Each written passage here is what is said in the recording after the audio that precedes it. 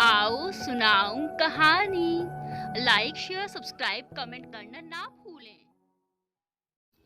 एक सीधे साधे संतुष्ट जिंदगी जी रहा था जनार्दन का परिवार। सब कुछ ठीक ठाक चल रहा था, लेकिन एक दिन ऐसा जलजला आया जो परिवार की सारी खुशियां बहा ले गया। पदोन्नति के साथ जनार्दन का तबादला किया गया था। अब वे सीनियर अध्यापक थे। दूरदराज के गांव में 20 वर्षों का लंबा सेवाकाल उन्होंने बिता दिया था। उनकी पत्नी शहर आने पर बहुत खुश थी। गांव की अभाव भरी जिंदगी से वह ऊब चुकी थी। अपने बच्चों को पढ़ाने लिखाने में जनार्दन व उनकी पत्नी ने खूब ध्यान दिया था। उनकी 2 बेटियां और एक बेटा था। बड़ी का नाम मालती, मंझली मधु और छोटे बेटे का नाम दीपू था। मालती सीधी सादी मगर गंभीर स्वभाव की, तो मधु थोड़ी जिद्दी व शरारती थी, जबकि दीपू थोड़ा नटखट था। मालती बीए की पढ़ाई कर रही थी, मधु 11वीं में पढ़ रही थी और दीपू तीसरी कक्षा में पढ़ रहा था। समय बीत रहा था।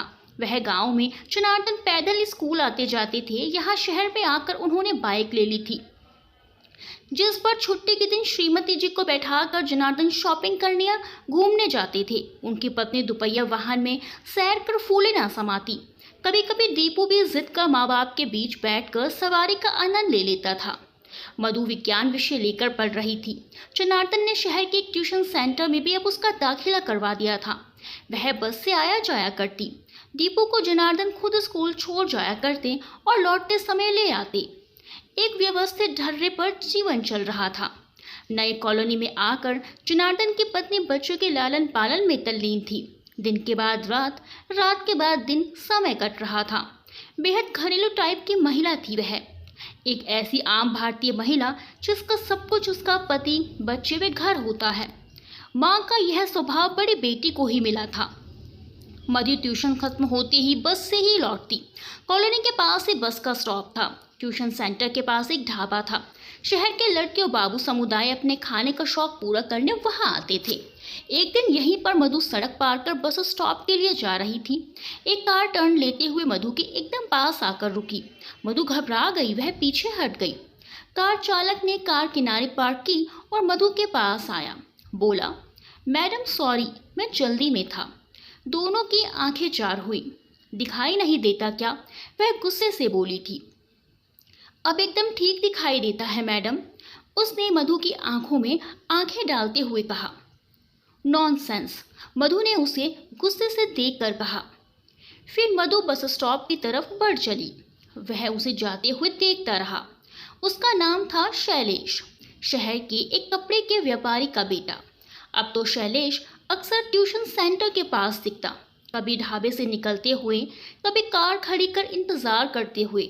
फिर वही हुआ जो ऐसे में होता है। एक शरारत पहचान में, पहचान दोस्ती में और फिर दोस्ती प्यार में बदल गई। बस की जगह अब मधु कार या कभी बाइक में ट्यूशन से लौटती। मधु के माता पिता इस बात से अनजान थे, लेकिन कॉलोनी के एक अशोकन सर को सब कुछ पता था। इधर अशोकन सर शाम की चहलकदमी को निकलते और कॉलोनी से कुछ कदम दूर पर मधु कार से कभी बाइक से उतरती। दबे पांव धीरे धीरे घर की ओर जाती। इनकी हाय बाय उन्होंने कितनी ही बार देखी। माँ तो यही सोचती कि उसकी बेटी सयानी है, विज्ञान की छात्रा है, एक दिन उसे डॉक्टर बनना है। वह एक मॉडर्न लड़की है। दुनिया में आजकल यही तो चाहिए। पिता को घर की जिम्मेदारियों से फुर्सत कहाँ मिलती है भला। लेकिन मधु के प्यार की भनक मालती को लग गई थी। उसके फोन कॉल सब ज्यादा ही आ रहे थे। जब देखो मोबाइल फोन कान से लगाए रहती। एक शाम जब वह काफी देर बातें कर चुकी तो मालती ने पूछा, मधु, कौन था वह जिससे तुम इतनी हंस हंस कर बातें कर रही थी? तुम कहीं ऐसे वैसे के चक्कर में तो नहीं पड़ गई? अपनी पढ़ाई का ख्याल रखना। मधु ने जवाब में कहा, नहीं दीदी, ऐसी वैसी कोई बात नहीं है। आखिर एक दिन उसने दीदी को बता ही दिया कि वह शैलेश से प्यार करने लगी है। वह बहुत अच्छा लड़का है। मालती ने मन में सोचा, शायद यह सब सच हो। एक दिन अचानक मुख्य भूमि से जनार्दन के पास फोन कॉल आई। उन्हें अपने पैतृक गांव जाना पड़ा। उनके मित्र वेंकटेश ने फौरन उनके विमान टिकट का बंदोबस्त किया। पापा मम्मी दोनों को जाना था। जो ही मम्मी पापा गए, मधु ने दीदी से कहा कि वह 2-3 दिनों के लिए चेन्नई जाना चाहती है। शैलेश 2-3 दिनों के लिए अपने बिजनेस के सिलसिले में चेन्नई जाएगा। वह उसे भी साथ ले जाना चाहता है। दीदी तो साथ दे दे, बस 2-3 दिनों की ही तो बात है। मालती अवाक रह गई, मगर वह क्या कर पाती भला। उसकी ख्वाहिश और बार बार यह आश्वासन कि शैलेश बहुत अच्छा लड़का है, वह उससे शादी करने को राजी है। मालती ने उसे इजाज़त दे दी। शैलेश के साथ विमान से मधु चेन्नई चली गई। मालती का जैसे दिन का चैन और रातों की नींद उड़ गई थी। पता नहीं क्या हो जाए, लेकिन चौथे दिन वह शैलेश के साथ लौट आई थी। टूरिस्ट सीजन की वजह से उन्हें किसी ने ज़्यादा नोटिस नहीं किया था। 1 सप्ताह के बाद मम्मी पापा मुख्य भूमि से लौट आए थे। गांव की पुश्तैनी ज़मीन का उनका हिस्सा उन्हें मिलने वाला था। मम्मी पापा के लौट आने पर मालती का मन बेहद हल्का हो गया था। समय गुजरता जा रहा था। जनार्दन और उनकी पत्नी बच्चों के उज्जवल भविष्य के लिए दिन रात एक कर रहे थे। मालती अब BA पास कर चुकी थी। वह आगे पढ़ने की सोच रही थी। दीपू 7वीं कक्षा में पहुंच गया था और मधु अब कॉलेज में पढ़ रही थी। आधुनिक ख्याल की लड़की होने के कारण मधु के पहनावे भी आधुनिक थे। उसकी सहेलियां अमीर घरों की थी। उन लड़कियों के बीच एक नाम बहुत ही सुनाई देता था, बबलू। वैसे उसका सही नाम जसवंत था। बबलू कभी अकेला नहीं घूमता था। 3-4 चेले हमेशा उसे घेरे रहते। क्यों न हो, वह शहर के एक प्रभावी नेता का बेटा जो था, ऊपर से वह तबीयत का भी रंगीन था। उसने जब मधु को देखा तो देखता ही रह गया, उसकी गोरी काया और भरपूर यौवन को। पर मधु भला उस पर क्यों मोहित होती। वह तो शैलेश की दीवानी थी। जब कभी कक्षाएं ऑफ होती तो मधु अपना समय शैलेश के साथ ही बिताती, कभी किसी पार्क या कभी किसी दूसरी जगह पर। जनार्दन और वेंकटेश की दोस्ती अब पारिवारिक बंधन में बदलने जा रही थी।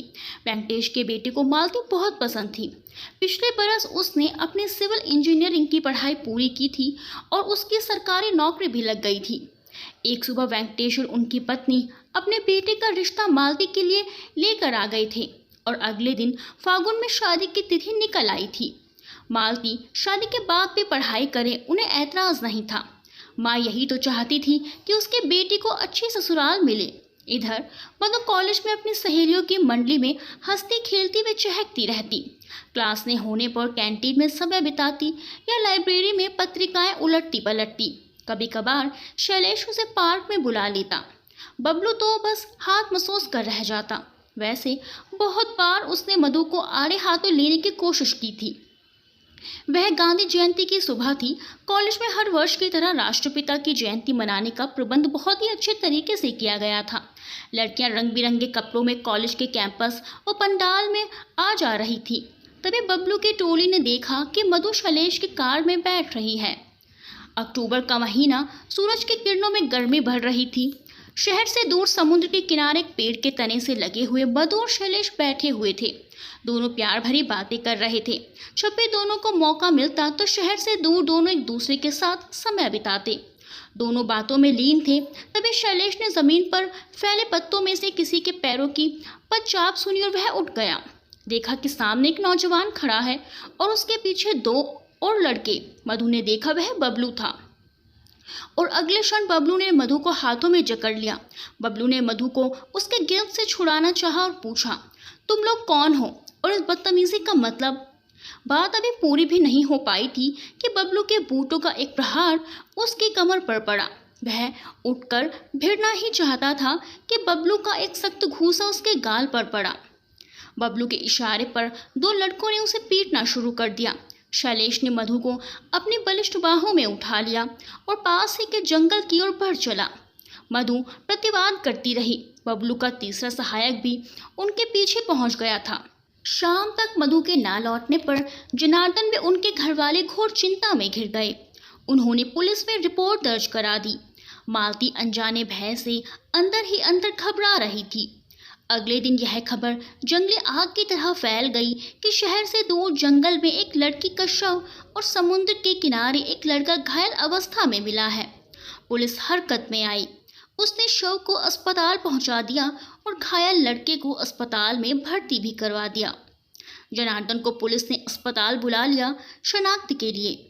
जब पुलिस अधिकारी ने शव के मुंह से कपड़ा हटाया, जनार्दन के मुंह से चीख निकल गई। वे वहीं गिर पड़े। दोपहर तक शव कॉलोनी में लाया गया। कॉलोनी के लिए वह दिन शोक का था। सभी जनार्दन परिवार के दुख में शामिल थे। माँ का रोकर बुरा हाल था। छोटे दीपू को जैसे कुछ समझ में नहीं आ रहा था। मालती दहाड़े मार मार कर रो रही थी। जनार्दन के लिए सब कुछ एक अबूझ पहेली की तरह था। उनके सपनों का महल धराशायी हो गया था। रो रो कर उनका भी बुरा हाल था। मालती के सिवा कौन जानता था कि मधु के जीवन के ऐसे अंत के लिए मालती भी तो जिम्मेदार थी। काश शुरू से उसने उसे बढ़ावा न दिया होता और माँ पिताजी को सब कुछ बता दिया होता। दहाड़े मार कर रोती मालती को अड़ोसी पड़ोसी ढाढ़स बता रहे थे। दोस्तों, कहानी के बारे में अपने विचार कमेंट्स में बताएं और वीडियो को लाइक करना बिल्कुल ना भूलें। मिलते हैं अगली वीडियो में अच्छी सी कहानी के साथ। तब तक के लिए बाय बाय।